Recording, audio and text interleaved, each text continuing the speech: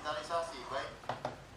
Sementara itu, Saudara, Satpol PP Kabupaten Bekasi bersama tim gugus tugas percepatan penanganan COVID-19 menyegel salah satu pusat perbelanjaan di Cikarang Utara, Kabupaten Bekasi, Jawa Barat. Penyegelan dilakukan lantaran pusat perbelanjaan tidak memperlakukan protokol kesehatan pencegahan COVID-19. Sementara pihak pengelola pusat perbelanjaan mengaku telah memperlakukan protokol kesehatan dan membatasi pengunjung, namun mereka tidak bisa membendung jumlah pengunjung. Protokol kesehatan juga tidak bisa kita lakukan. Kami berupaya melakukan protokol kesehatan untuk pengunjung yang masuk ke dalam. Kita juga melakukan penutupan pembatasan pengunjung soal 2 jam sekali kita tutup. Tapi memang pengunjung tidak bisa di saja. Saudara, Satuan Polisi Pamung Praja atau Satpol PP menertibkan sejumlah pedagang kaki lima yang masih nekat berjualan di Pasar Tanah Abang. Penertiban ini dilakukan untuk mencegah kerumunan yang berpotensi menjadi klaster baru penyebaran COVID-19. Siap, kami berapa semua? Ini saya tutup, Pak. Siap.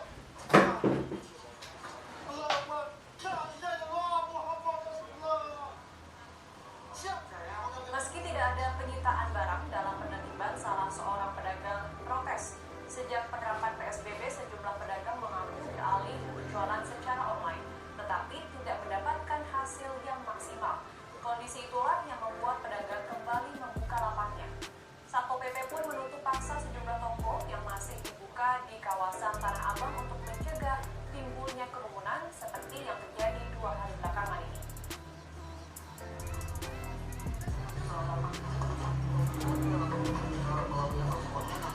Udah laku, bos, foto lakunya pakai apa di pernah saya?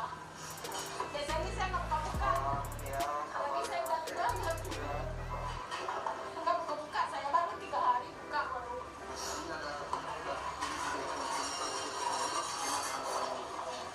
Nggak tahu ntar besok nggak boleh buka apa gimana kita mau 5 hari lagi.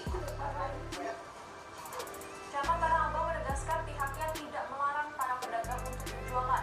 Namun karena adanya kegiatan jual beli jika membuat kerumunan warga yang berpotensi terjadi penyebaran COVID-19, penertiban pun diberlakukan. Pada saat ini kita kan masih PSBB, jadi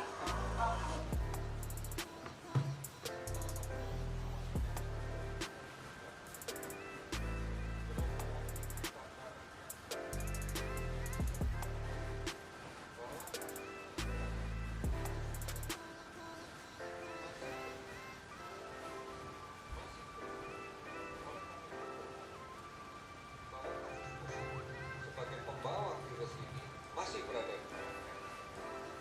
Inilah yang berkali-kali kami sebutkan sebagai OTG. Tanpa berjalan, sedangkan di dalam tubuhnya membawa virus. Oleh karena itu, mencuci tangan menggunakan sabun adalah cara yang paling bagus untuk kemudian membersihkan kemungkinan cemaran droplet dari OTG misalnya yang mengenai benda-benda di sekitar kita dan kita sentuh, baik sengaja maupun tidak sengaja. kan kita Kemudian kita nanti berkumpul menutup mata, maka orang berkumpul pemberian jadi untuk sementara memang khusus pasar Tanah Abang ini ditutup dulu sampai tanggal 22 Mei. Kita tidak Masa pernah tahu berlaku siapa yang sakit di luar. Saudara, pemerintah Kota Bogor, Jawa Barat membongkar paksa pedagang non sembako yang berjualan di pasar Kebun Kembar, Kota Bogor. Pemkot juga menggelar rapid test untuk pedagang dan juga pengunjung. Sampai di rumah dan masker yang harus dipakai dicuci. Pembongkaran lapak pedagang non sembako dilakukan oleh petugas gabungan dari TNI Polri dan juga Dinas Perhubungan serta Pol PP Kota Bogor. Selain itu, petugas melakukan rapid test terhadap Ini adalah sesuatu yang secara selalu acak. Hal ini dilakukan karena pasar merupakan salah satu tempat Kami yakin penyebaran kita virus COVID-19. Sepekan jelang Sehingga Lebaran, kemudian pasar kita menjadi pun titik juga keramaian akan warga yang akan merasa mempersiapkan tidak hari nyaman raya. kalau kemudian terlalu berdekatan berkerumun dengan orang lain. Saya koordinasikan dengan Kalau Forkopimda, sudah jadi suatu Pak kegiatan Gubernur, Pak Danrem, Pak Dandim, Pak Kapolres, dan Depok bahkan Komandan Batalion 315. Kita akan membuat posko bersama di sini sampai Lebaran. oleh karena itu tetap di Ya, rumah. untuk memastikan kios-kios Untuk liar, saat ini terutama non pangan, tidak bepergian. ini tetap tutup supaya Tidak. kerumunan kita bisa cairkan. Meskipun hanya di dalam kota, Saudara Presiden Jokowi sebaiknya tidak menegaskan dilakukan. belum ada Karena kita juga pelonggaran tidak terhadap pernah tahu kebijakan siapa. pembatasan sosial skala besar Kalau atau kemudian PSBB. kita bisa Presiden melaksanakan Jokowi juga secara meminta bersama-sama, kepada kita Kapolri yakin agar bahwa ini pelarangan akan bisa. mudik bisa berjalan efektif. Saudara-saudara, sebagai ikuti upaya terus mencegah berita meluasnya yang benar sekarang tentang corona. COVID-19. Banyak sekali yang sudah kita siapkan, baik di covid19.go.id, call center 119, atau di akun media sosial yang lain, @lawancovid19_id. Kemudian di Halo Kemkes, aplikasi online yang lainnya, dan kemudian ikuti secara rutin siaran yang dilakukan oleh TVRI dan TV, serta disebarluaskan oleh TV, televisi, dan media sosial yang lain. Saudara-saudara, inilah yang bisa kita lakukan, dan inilah peran sangat berarti untuk bisa melindungi diri sendiri, melindungi orang-orang di sekitar kita, keluarga kita, dan kemudian bangsa kita. Mari kita yakinkan bahwa kita bisa, dan kita memang berniat untuk melakukan ini secara bersama. Kita pasti bisa. Indonesia pasti bisa. Sekian dan terima kasih. Untuk mengatasi penyebaran corona, Presiden Joko Widodo meminta puskesmas di seluruh Indonesia untuk diperkuat. Presiden berharap puskesmas bisa dimanfaatkan untuk pengujian sampel darah. Dalam rapat terbatas pada Senin, Selamat sore saudara-saudara sekalian. agar seluruh fasilitas Hari ini tanggal 18 Mei termasuk 2020 fasilitas di puskesmas. pukul 12.00 kami akan melaporkan kembali beberapa beberapa hal yang terkait dengan upaya kita bersama untuk menanggulangi pandemi COVID-19 yang secara terstruktur dipimpin oleh gugus tugas percepatan penanganan COVID-19 baik di tingkat pusat maupun di tingkat daerah. Saudara-saudara, dari evaluasi sementara yang kita dapatkan selama penanggulangan COVID-19, kita mengapresiasi telah cukup banyak masyarakat yang kemudian memahami tentang penyakit ini, sehingga kemudian bisa mengambil sikap yang tepat, mengambil sikap yang benar, dan kemudian bisa berpartisipasi secara terus-menerus di dalam penanggulangan COVID-19 ini. Kita melihat sekarang masyarakat sudah mulai banyak berubah, mulai menyadari pentingnya melaksanakan pola hidup bersih sehat, sudah mulai membiasakan untuk mencuci tangan dengan menggunakan sabun, sudah mulai membiasakan apabila terpaksa harus keluar rumah akan menggunakan masker, dan juga kemudian sudah menjadi tidak nyaman apabila berada di tengah kerumunan orang yang banyak.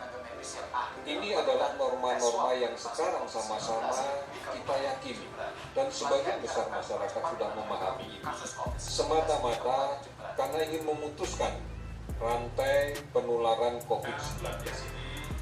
Saudara-saudara, semangat ini, kebiasaan ini mestinya harus bisa kita galakkan, harus kita jadikan darah daging kita untuk menghadapi situasi pandemi secara global ini. Inilah sebagian dari pemahaman kita tentang suatu tatanan normal yang baru. Artinya inilah yang kemudian harus kita pertahankan, dan inilah yang kemudian harus kita budayakan. Kami menyadari sepenuhnya bahwa basis dari perubahan ini tentunya adalah keluarga. Oleh karena itu, kepala keluarga sebagai panutan dari seluruh keluarga kita harus bisa memberikan teladan, harus bisa memberikan contoh agar kemudian kita bisa melaksanakan norma normal yang baru. Saudara-saudara, ini menjadi penting. Karena Badan Kesehatan Dunia WHO sudah menyampaikan bahwa virus COVID-19 ini tidak akan bisa hilang dalam waktu singkat. Dan ini pun juga tidak bisa lagi dimaknai sebagai permasalahan lokal. COVID-19 tidak bisa dimaknai sebagai masalah dari satu kabupaten tertentu, satu provinsi tertentu, atau satu negara tertentu. Ini sudah menjadi permasalahan seluruh dunia. Oleh karena itu, inilah yang menjadi salah satu pertimbangan untuk disampaikan oleh Badan Kesehatan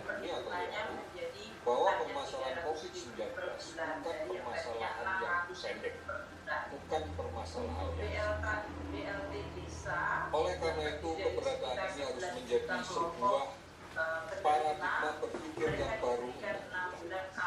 Karena bagaimanapun juga ini tidak dimaknai bahwa kita harus menyerah dengan situasi yang seperti ini. Tidak boleh dimaknai bahwa kita harus tunduk dengan situasi seperti ini. Kita harus memiliki komitmen yang kuat untuk berdampingan dengan situasi yang seperti ini. Oleh karena itu, merubah bagaimana budaya dasar kita menuju ke budaya dasar yang baru atau menuju ke kehidupan normal yang baru. Ini menjadi lebih penting. Mari bersama-sama kita memahami ini, karena mari bersama-sama kita menghadapi ini. Oleh karena itu, saudara-saudara sekalian, mari kebiasaan-kebiasaan kita untuk hidup bersih dan sehat, untuk selalu rajin mencuci tangan, untuk selalu menggunakan masker, untuk menghindari kerumunan, untuk kemudian menjaga jarak fisik pada saat kita melakukan interaksi sosial menjadi sesuatu yang penting. Inilah yang saya katakan sebagai bagian dari normal yang baru. Mudah-mudahan ini bisa menjadikan kekuatan kita di dalam bukan hanya menghadapi COVID, tetapi juga penyakit. Saudara-saudara, instruksi Presiden, arahan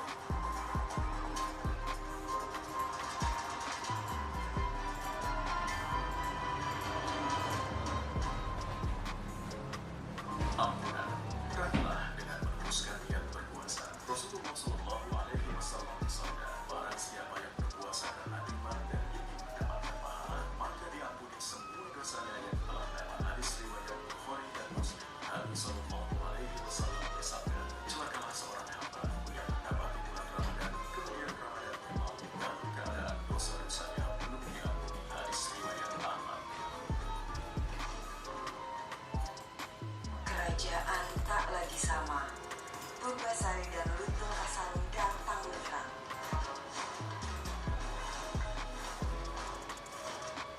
Semua mereka bebaskan dari kutukan.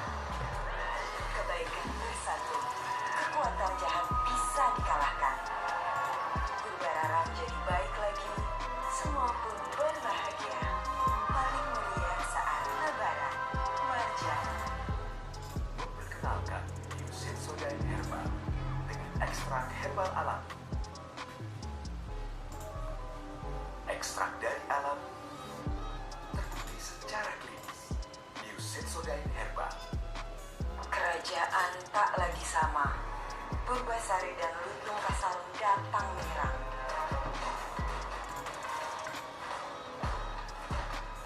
Semua mereka bebaskan dari kutukan. Kebaikan bersatu, kekuatan jahat bisa dikalahkan. Purbarara menjadi baik lagi, semua pun berbahagia. Paling mulia saat lebaran, Marjan. Hari ibu, Ramadan di rumah bisa tetap seru dengan rasa baru, favorit kamu. Kerajaan tak lagi sama. Purbasari dan Lutung Asalun datang menyerang.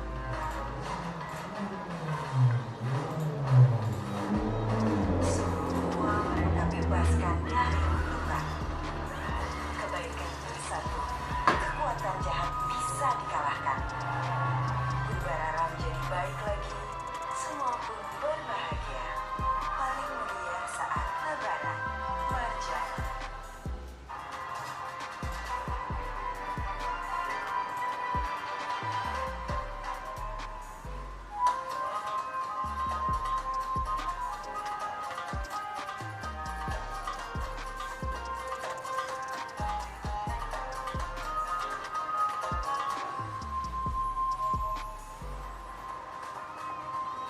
Saudara, demi mencegah penyebaran COVID-19, Majelis Ulama Indonesia di Sorong Raya melarang pelaksanaan sholat Id di lapangan. Sementara untuk pelaksanaan sholat Id di masjid sendiri masih akan dibahas.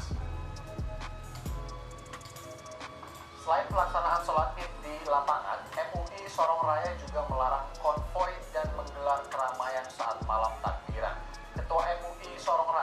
Manan Fakaumun mengatakan, untuk Hari Raya Idul Fitri nanti umat muslim tetap harus menjalankan protokol kesehatan dan menghindari berjabat tangan, terkecuali dengan keluarga inti. MUI mengimbau seluruh umat muslim untuk tetap menjaga toleransi umat beragama dan mendukung program pemerintah dalam rangka memutus mata rantai penyebaran COVID-19. Tidak mengizinkan untuk di lapangan. Tidak ada. Oke ya, tidak ada pelaksanaan sholat di lapangan, tidak ada. Tapi di dalam fatwa ulama dan kata tidak bisa, hanya umat punya sikap, tidak ada salam-salaman. Jadi makanya tahun ini tidak ada istilah salam-salaman. Andai kata yang kita juga memperhatikan, yang tidak kita kenal, yang berjalan kaki sesungguhnya yang kita bisa tahu mereka dalam kondisi sehat, boleh, tapi tidak ada salam-salaman. Dari Papua Barat, saudara, kita bergeser ke Papua, tepatnya di Merauke. Sudah ada jurnalis Kompas TV, Fuci Manupapami. Selamat pagi, Fuci. Bagaimana himbauan pemerintah? Ya, bagaimana himbauan pemerintah di Merauke terkait dengan pelaksanaan sholat Idul Fitri nanti, mengingat bahwa Merauke ini sudah masuk zona merah penyebaran COVID-19? Baik, selamat pagi saudara dan juga Irianda dan Aziz di studio. Terkait dengan pelaksanaan sholat Idul Fitri nantinya di Kabupaten Merauke, dalam hal ini pemerintah Kabupaten Merauke menetapkan 3 zona. Yang pertama yaitu zona aman atau yang tidak terindikasi COVID-19. Ini terdiri dari 8 distrik. Dan kemudian zona dengan memperhatikan protokol kesehatan. Dan yang ketiga adalah zona merah, yaitu distrik atau kecamatan Merauke sendiri. Dan berikut liputannya untuk Anda. Pelaksanaan sholat Idul Fitri diberikan lampu hijau untuk wilayah yang tingkat penyebaran virus corona dianggap nihil seperti di distrik Ilwayak dan Kiman. Wilayah itu diperbolehkan menggelar sholat Idul Fitri secara berjamaah. Namun, untuk distrik yang masuk zona merah seperti distrik Merauke, warga diimbau untuk mengikuti protokol kesehatan. Meskipun demikian, ada keinginan warga untuk sholat Idul Fitri tetap dilaksanakan secara berjamaah di masjid. Mereka tetap akan patuh pada aturan yang ada. Pemerintah beri kelonggaran dan insya Allah ya kita tetap sholat di masjid, namun itu pun kayaknya terbatas. Kemudian kalau memang pemerintah tidak mengizinkan, ya tetap kita taati, insya Allah. Terkait pelaksanaan sholat Idul Fitri, Ketua MUI Merauke menyebut ada 3 kriteria, yakni daerah yang normal diperbolehkan dan yang diberlakukan pembatasan yang diperketat untuk zona merah. Merauke ini terbagi 3. Jadi wilayah normal, kemudian wilayah yang diperbolehkan di catatan itu tadi, kemudian wilayah zona merah khusus distrik Merauke. Jadi itu yang kita kondisikan seperti ini. Dan itu pun kita sudah upayakan sedemikian rupa, tapi Dinas Kesehatan memperlakukan zona merah ini khususnya distrik Merauke sebagai zona yang diperketat. Ya, jadi pembatasan yang diperketat. Keputusan menggelar sholat Idul Fitri nantinya akan berkoordinasi terkait pemetaan zona penyebaran kasus positif COVID-19. Tim Liputan Kompas TV